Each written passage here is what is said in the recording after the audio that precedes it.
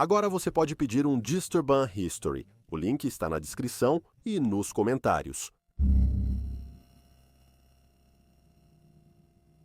No século XX, desenvolveu-se um procedimento médico para tratar várias condições.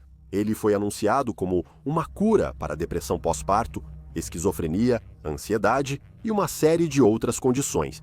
A lobotomia transorbital foi desenvolvida a partir de técnicas cirúrgicas já existentes para ser realizada em qualquer lugar e por qualquer profissional de saúde, sendo vendida como uma solução rápida para os crescentes problemas de saúde mental.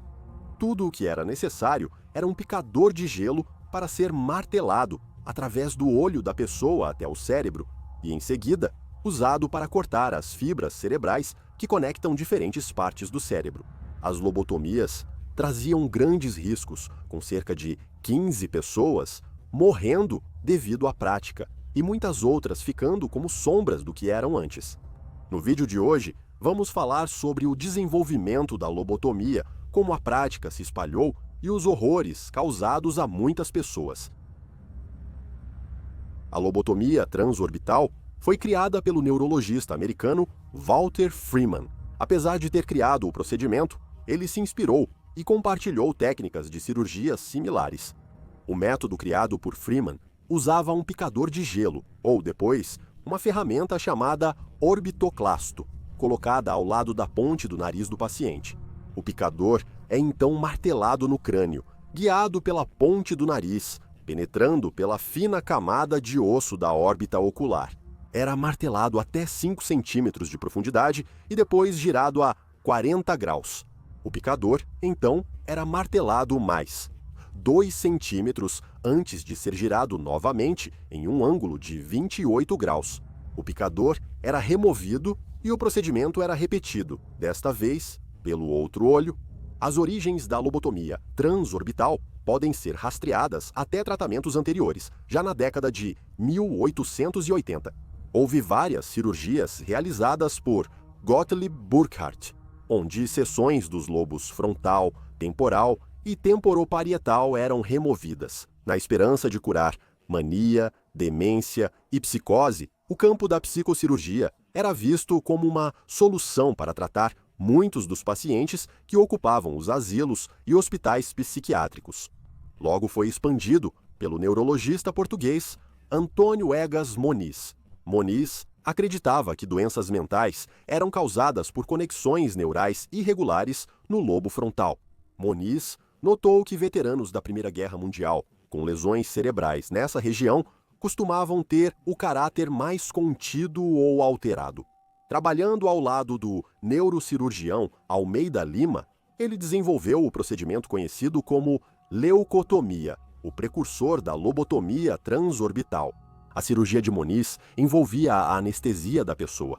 Em seguida, buracos eram perfurados no crânio da pessoa antes que álcool etílico fosse injetado no córtex pré-frontal, destruindo suas conexões fibrosas. No entanto, percebeu-se que o álcool danificava outras áreas do cérebro e foi logo substituído pelo leucótomo. Um leucótomo era um dispositivo parecido com uma agulha e um laço de arame retrátil. Depois de ser inserido no cérebro do paciente, ele era girado, cortando as fibras cerebrais. Dos 38 pacientes iniciais, 10 foram considerados curados, 9 apresentaram melhora, enquanto o restante não teve nenhuma melhora. Moniz declarou que seu novo procedimento foi um sucesso retumbante, afirmando que, nos casos mais extremos, ofereceria algum nível de alívio e insistiu que era uma operação simples e segura. Apesar de popular na Europa, no fim dos anos 1930, a leucotomia não era muito comum.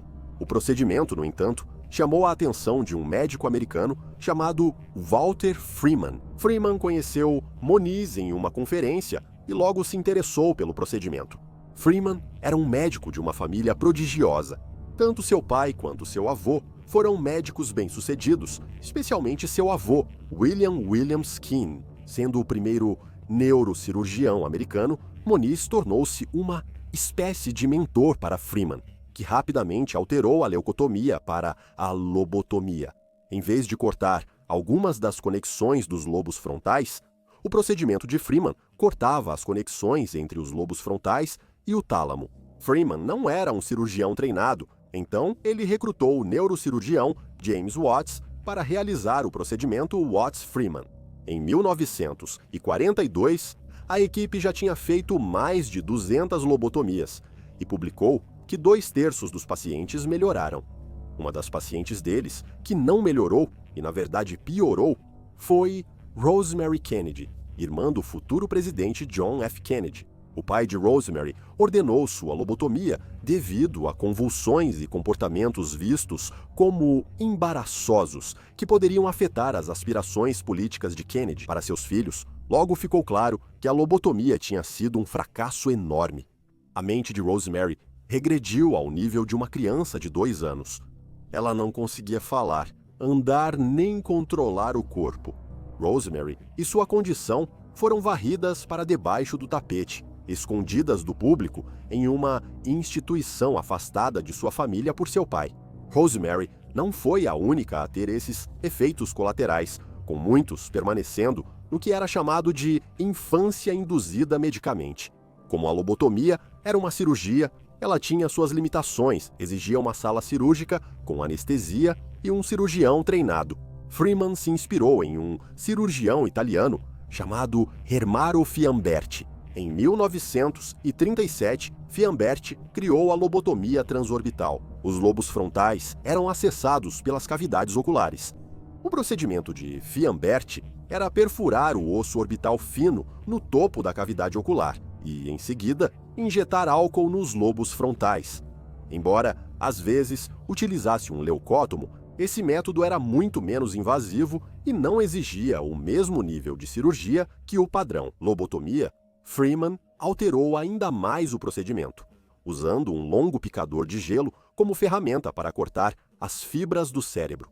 Freeman estava ansioso para que seu novo procedimento se tornasse o padrão.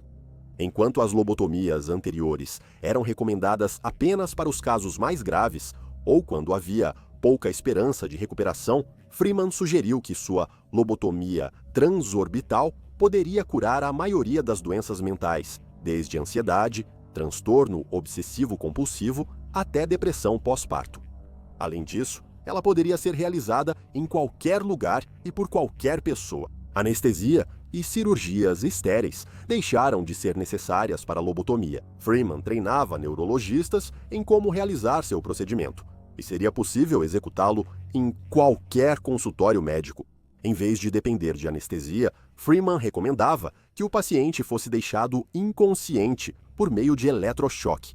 Freeman sempre foi um verdadeiro showman. Como forma de divulgar e promover sua lobotomia transorbital, ele oferecia apresentações ao público onde podiam vê-lo realizar o procedimento, muitas vezes com um toque dramático. Por exemplo, ele frequentemente realizava 2 lobotomias ao mesmo tempo. Em um caso infame, Freeman posou para uma fotografia enquanto realizava uma lobotomia. Ao se virar para a câmera, ele moveu o picador de gelo alojado no crânio do paciente, causando uma hemorragia cerebral fatal. Watts e Freeman se separaram devido aos métodos de Freeman. Watts estava preocupado com a pouca exigência de conhecimento cirúrgico na lobotomia transorbital e pelo fato de Freeman tê-lo excluído da pesquisa. Ao desenvolver o novo procedimento, Freeman passou a agir por conta própria, viajando para várias instituições mentais nos Estados Unidos, onde pregava suas opiniões sobre a eficácia da lobotomia transorbital e ganhava notoriedade. Enquanto muitos protestavam contra o uso generalizado da prática, muitos outros adotaram o procedimento de Freeman e o realizaram em grande escala. Freeman cobrava apenas $25 por uma lobotomia, e acredita-se que tenha realizado pessoalmente cerca de 3.439 procedimentos ao longo de sua carreira, a maioria usando um picador de gelo. Apesar da divulgação de Freeman, a lobotomia transorbital não era a cura milagrosa como foi vendida. Cerca de 15% de todos os pacientes morreram como resultado do procedimento. Muitos outros tiveram recaídas pouco tempo após a operação. As próprias condições das quais se pensava que eles estavam curados frequentemente voltavam ainda mais fortes e muitos outros ficavam apenas como uma sombra do que eram antes. Não era incomum que um paciente lobotomizado apresentasse mudanças em sua personalidade, funções motoras ou corporais e na fala. O risco de infecção era elevado. Freeman frequentemente ignorava a higiene adequada em seus procedimentos e também realizava lobotomias em crianças, incluindo uma de apenas 4 anos. Aproximadamente 40.000 lobotomias foram feitas só nos Estados Unidos. Enquanto Freeman promovia seu procedimento, muitos na medicina viam a lobotomia transorbital como uma abominação. Muitas publicações, como o Journal of the American Medical Association, não estavam satisfeitas com as evidências dos sucessos das lobotomias. Muitos viam a lobotomia como um método para liberar leitos em hospitais, como uma solução rápida para comportamentos criminosos ou como uma forma de se livrar de um membro problemático da família. Na década de 1950, a chegada de medicamentos químicos tornou a lobotomia transorbital obsoleta. Em 1953, a União Soviética proibiu o procedimento, alegando que era contrário aos princípios da humanidade. Outros países logo seguiram o exemplo, passando a adotar os novos medicamentos antipsicóticos e antidepressivos, que eram muito mais eficazes. Além disso, a terapia cognitivo-comportamental tornou-se vista como solução mais segura e duradoura para muitos pacientes. Ainda assim, Freeman defendeu seu procedimento até os anos 1960. Só em 1967, Freeman realizou sua última cirurgia em uma paciente chamada Helen Mortensen. Essa não foi a primeira lobotomia de Helen, pois ela já havia passado por 2 realizadas por Freeman, embora essa fosse a última. Ela morreu de uma hemorragia cerebral, elevando o total de mortes nas mãos de Freeman para até 100 pessoas. Foi nesse momento que ele foi proibido de realizar a cirurgia sobre a qual construiu toda a sua carreira. Hoje, a lobotomia não é mais reconhecida como um tratamento viável, enquanto o campo médico da psicocirurgia entrou em declínio em favor de tratamentos cognitivos e medicamentosos. O uso de lobotomias deveria ter sido visto como algo que nunca deveria ter começado. Ainda assim, elas puderam ser realizadas por mais de 3 décadas. Embora tenha feito parte do processo de melhor compreensão das doenças mentais, não foi um método viável de tratamento para muitos, tá? Enquanto os primeiros praticantes da lobotomia enfatizavam a aplicação restrita do procedimento, pessoas como Freeman buscavam expandir seu uso ao máximo possível. No entanto, é difícil dizer se isso vinha de um desejo de ajudar ou de alguma motivação nefasta. Vale ressaltar como Freeman aparentemente ignorou os avanços nos tratamentos cognitivos e medicinais em favor de suas práticas bárbaras. Eu o convido a ler e pesquisar mais sobre o assunto, caso tenha interesse. Um lugar para começar pode ser o livro Messing with My Head, a chocante história real da minha lobotomia, escrita por Howard Duley. Duley tinha apenas 12 anos quando recebeu sua lobotomia de Freeman, e sua recuperação é uma história notável. Devemos lembrar das milhares de pessoas que foram prejudicadas por aquele que talvez seja o maior erro da medicina moderna.